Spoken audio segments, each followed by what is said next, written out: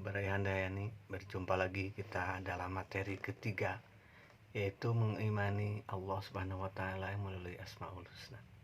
Ya, melalui Asmaul Husna. Materi kita ini terdiri dari beberapa ya, beberapa. Yang pertama adalah peta konsep iman kepada Allah Subhanahu wa taala, kemudian pengertian iman kepada Allah Subhanahu wa taala. Terus makna Asmaul Husna, hikmah beriman kepada Allah Subhanahu wa taala. Mari kita lanjutkan kompetensi dasar yang akan kita pelajari. Yang pertama adalah menganalisis makna Asmaul Husna: Al-Karim, Al-Mu'min, Al-Wakil, Al-Matin, Al-Jami, Al-Adl, dan Al-Akhir. Berikutnya adalah memahami makna Asmaul Husna: Al-Karim, Al-Mu'min, Al-Wakil, Al-Matin, Al-Jami, dan Al-Akhir. Kemudian diharapkan nanti dari segi perilaku atau pengamalan sikapnya adalah berperilaku yang mencontohkan keluhuran budi, kokoh pendirian, pemberi rasa aman, tawakal, dan perilaku adil sebagai implementasi dari pemahaman makna Asmaul Husna: Al-Karim, Al-Mu'min, Al-Wakil, Al-Matin, Al-Jami, Al-Ad, dan Al-Akhir. Itu diantaranya tujuan pembelajaran kita pada materi ini. Kalimat iman itu dari kalimat amana yu'minu imanan, artinya adalah sebagaimana sabda Rasulullah SAW bahwa adalah akad atau perjanjian dengan hati dan ikrar perbuatan dengan lisan atau ucapan dan dilakukan dengan amal perbuatan. Ini sebagaimana diriwayatkan dalam Ibnu Majah. Kemudian makna Asmaul Husna. Asmaul Husna itu adalah bentuk asma, itu bentuk jama dari kalimat ismun yang artinya adalah nama. Jadi kalau asma itu artinya nama-nama, sedangkan husna adalah dari ahsana yuhsinu ihsanan. Ada yang menyatakan bahwa hasanun atau husna artinya yang baik-baik. Jadi Asmaul Husna adalah nama-nama Allah yang baik-baik. Kemudian Allah Subhanahu wa taala berfirman, A'udzubillahi minasyaitonirrajim, walillahil asmaul husna fad'uhu biha wa zaral ladzina yulhiduna bi asma'ihi sajudzauna ma kanu ya'malun. Dan Allah Subhanahu wa taala mempunyai Asmaul Husna, maka bermohonlah kepadanya dengannya, dan tinggalkanlah orang-orang yang menyimpang dari kebenaran dalam nama-namanya. Nanti mereka akan mendapatkan balasan terhadap apa yang mereka kerjakan. Jadi tujuan dari Asmaul Husna ini adalah agar kita bisa berdoa secara langsung dengan Asmaul Husna itu. Misalnya kalau kita ingin kaya, maka kita menggunakan kalimat ya Goni. Atau kita ingin jadi orang yang berilmu, maka minta Al-Alim, misalnya ya Alim, gitu ya. Kemudian Asmaul Husna yang kita pelajari pada materi ini ada 7. Yang pertama Al-Mu'min, yang kedua Al-Karim, kemudian Al-Matin, Al-Jami, Al-Wakil, Al-Adlu, dan Al-Akhir. Mari kita masuk materi satu persatu. Yang pertama adalah Al-Mu'min. Al-Mu'min itu artinya adalah Allah Maha Pemberi rasa aman. Allah Subhanahu wa taala memberikan rasa aman kepada semua makhluknya, sebagaimana dimuat dalam surat Al-Quraisy ayat 4 ya, yang berbunyi seperti ini, A'udzubillahi minasyaitonirrajim, allazi at'amahum min ju'in wa amanahum min khauf. Artinya yang telah memberi makanan kepada mereka untuk menghilangkan rasa lapar dan mengamankan mereka dari rasa ketakutan. Sikap dan perilaku yang harus diimplementasikan dalam kehidupan seorang muslim adalah memberikan rasa aman kepada siapapun, baik dari lisannya ataupun dari tindakan yang dapat merugikan orang lain. Tumbuhnya sikap optimis agar tegar menghadapi berbagai cobaan. Kemudian berpartisipasi aktif menjaga keamanan lingkungan sekolah dan masyarakat. Yang terakhir adalah mentaati rambu lalu lintas dalam rangka menjaga keselamatan dan keamanan diri sendiri dan orang lain saat berkendara di jalan umum. Yang kedua adalah Al-Karim. Al-Karim artinya maha mulia. Allah berfirman di dalam surat Al-Mu'minun ayat 116. Tubillahi minasyaitonir rajim. Fata'ala Allahul malikul haq. La ilaha illa huwa rabbul arsyil karim. Yang artinya, maka maha tinggi Allah, Raja yang sebenarnya tidak ada Tuhan yang berhak disembah selain Dia, Tuhan yang memiliki arsy yang mulia. Itu termasuk karunia Robku untuk mencoba aku, apakah aku bersyukur atau mengingkari akan nikmatnya. Dan barang siapa yang bersyukur, maka sesungguhnya dia bersyukur untuk kebaikan dirinya sendiri. Dan barang siapa yang ingkar, maka sesungguhnya maha kaya Robku. Kemudian Al-Karim ini juga Allah Subhanahu wa Ta'ala sebagai zatnya tidak ada cacat sedikit pun dalam zatnya Azza wa Jalla.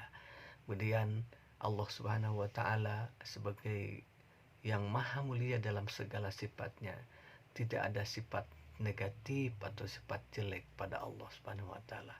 Sesungguhnya sifat-sifat Allah amat sempurna dalam segala maknanya.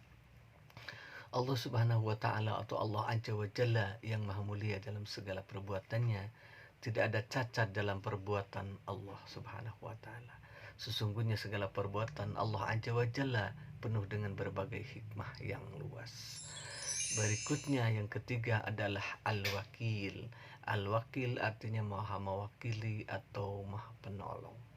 Dalil naklinya termuat di dalam surat Al-An'am ayat 102 yang berbunyi, wa huwa ala kulli syai'in wakil. Dialah pemelihara segala sesuatu. Makna yang dimaksud adalah menyandarkan, menyerahkan, dan mempercayakan semua urusan kita hanya kepada Allah Subhanahu wa Ta'ala. Di antara hikmahnya adalah yakin bahwa Allah akan menimpakan ujian pasti sesuai dengan kadar kemampuan hambanya. Kita harus bersifat optimis dalam menghadapi setiap masalah, pantang menyerah, karena di balik kesulitan ada kemudahan. Inna ma'al usri yusra. Kemudian berikutnya yang keempat adalah Al-Matin. Al-Matin artinya zat yang sangat kuat. Ini termuat di dalam surat Az-Zariyat ayat 58 yang berbunyi, innallaha huwarrazzaqu dzul quwwatil matin. Sungguh Allah Subhanahu wa Ta'ala dialah pemberi rizki yang mempunyai kekuatan yang maha kukuh. Makna yang dimaksud adalah sebagaimana maha sempurna dalam kekuatan dan kekuatannya, kekukuhannya dalam prinsip sifat-sifatnya. Kemudian hikmah yang dapat diambil adalah al-akhlak kita terhadap sifat al-matin adalah beristiqamah, meneguhkan pendirian, beribadah dengan sesungguh hati, tidak tergoyahkan oleh bisikan menyesatkan, terus berusaha dan tidak putus asa, serta bekerja sama dengan orang lain sehingga menjadi lebih kuat. Berikutnya adalah sifat al-jami'. Al-jami' artinya yang maha penghimpun atau yang maha mengumpulkan. Dalil nakli dari al-jami' adalah surah Ali Imran ayat 9 yang berbunyi, Rabbana innaka jami'un nas liyaumil la raiba fih innallaha la yukhliful mi'ad. Artinya, ya Tuhan kami, sesungguhnya Engkau mengumpulkan manusia untuk menerima pembalasan pada hari yang tidak ada keraguan padanya. Sesungguhnya Allah Subhanahu wa Ta'ala tidak akan menyalahi janji. Makna dari al-jami diantaranya adalah Allah Subhanahu wa Ta'ala akan menghimpun manusia di akhirat kelak. Di akhirat kelak sama dengan orang-orang yang satu golongan di dunia. Kemudian dan antara hikmahnya adalah hal ini dapat dijadikan sebagai barometer kepada siapa dengan siapa kita berkumpul di dunia, karena itulah yang akan menjadi teman kita di akhirat nanti. Kemudian berikutnya yang keenam adalah al-adl. Al-adl artinya Allah itu maha adil. Dalilnya dalam surat Al-An'am ayat 115 yang berbunyi seperti ini. A'udzubillahi minasyaitonirrajim. Wa tammat kalimatu rabbika sidqa wa adla la mubaddila li kalimatihi wa huwas samiul alim. Yang artinya, ya Tuhan kami, sesungguhnya Engkau mengumpulkan manusia untuk menerima pembalasan pada hari yang tidak ada keraguan padanya. Sesungguhnya Allah Subhanahu wa taala tidak akan menyalahi janji. Maknanya adalah bahwa Allah itu bersikap mutlak, tidak dipengaruhi oleh apapun dan oleh siapapun. Di antara hikmahnya adalah Allah tidak memihak atau membela orang yang bersalah, meskipun orang tersebut adalah teman kita. Menjaga diri sendiri, orang lain di sekitar lingkungan kita dari perilaku kezaliman. Kemudian berikutnya yang terakhir adalah al-akhir. Al-akhir artinya Allah yang maha akhir, sebagaimana termuat di dalam surat Al-Hadid ayat 3 yang berbunyi, A'udzubillahi minasyaitonirrajim, huwal awwalu wal akhiru wal zahiru wal batinu wa huwa bikulli syai'in alim. Artinya adalah dialah Allah yang maha awal, dialah yang akhir, yang awal dan akhir, yang zahir dan yang batin, dan Dia maha mengetahui segala sesuatu.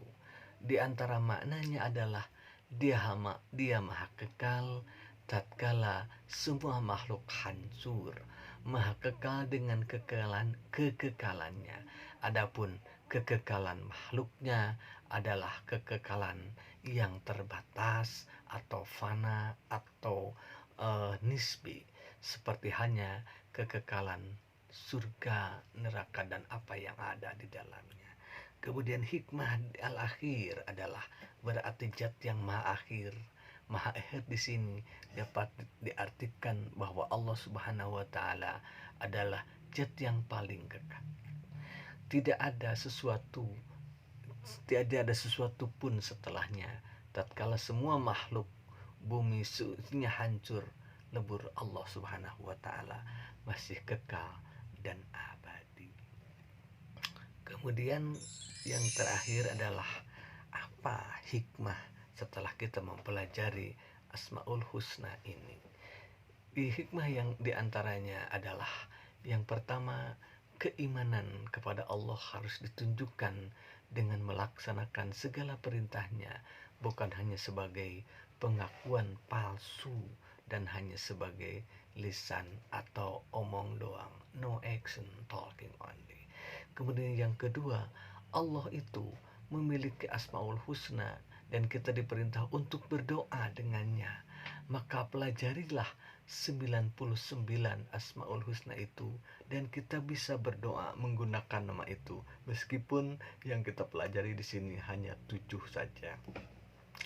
Kemudian yang ketiga, mendorong kepada kita agar dapat mewujudkan sifat-sifat Allah yang maha mulia dalam perilaku kita sehari-hari. Allah itu mempunyai sifat Al-Karim, maka jadikanlah khalifah Allah yang memiliki keluhuran budi.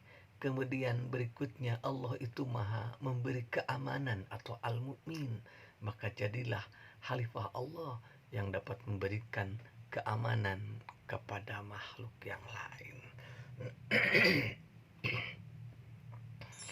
Berikutnya adalah Allah Subhanahu wa taala maha menolong, maka hiduplah dengan optimis karena Allah akan menolong khalifahnya yang mengalami masalah dalam tugasnya. Kemudian yang ketujuh, Allah itu maha kuat atau al-matin, maka jadilah khalifah Allah yang teguh pendirian dalam menegakkan kebenaran dan kejujuran. Kemudian berikutnya adalah Allah itu maha mengumpulkan.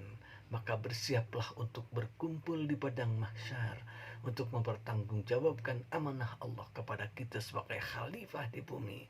Dan jadilah katalisator yang dapat mewujudkan persatuan dan kesatuan umat untuk terbentuknya satu kesatuan sistem kehidupan yang abadi, yang baik.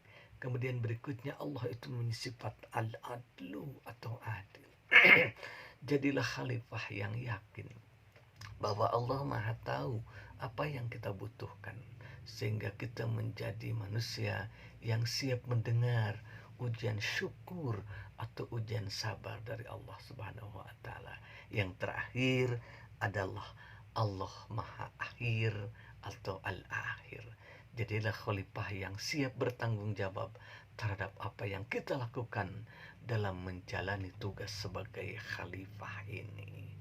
Kemudian itulah rupanya pelajaran Asmaul Husna atau sebagian Asmaul Husna yang bisa kita pelajari pada kesempatan kali ini. Semoga bermanfaat. Semoga Handayani jaya selalu, guru-gurunya senantiasa berbakti, guru-gurunya senantiasa rajin menambah ilmu, dan anak-anakku sekalian, kalian menjadi orang-orang yang bermanfaat di masa yang akan datang. Semangat belajar, mengerjakan tugas dengan penuh tanggung jawab, dan berbakti kepada orang tua, berbakti kepada nusa dan bangsa. Itulah yang bisa kita berikan pada kesempatan kali ini. Mudah-mudahan kita semua mendapat rahmat dari Allah Subhanahu wa taala. Subhanaka Allahumma wa bihamdika asyhadu an la ilaha illa anta astaghfiruka wa atubu ilaik. Assalamualaikum warahmatullahi wabarakatuh.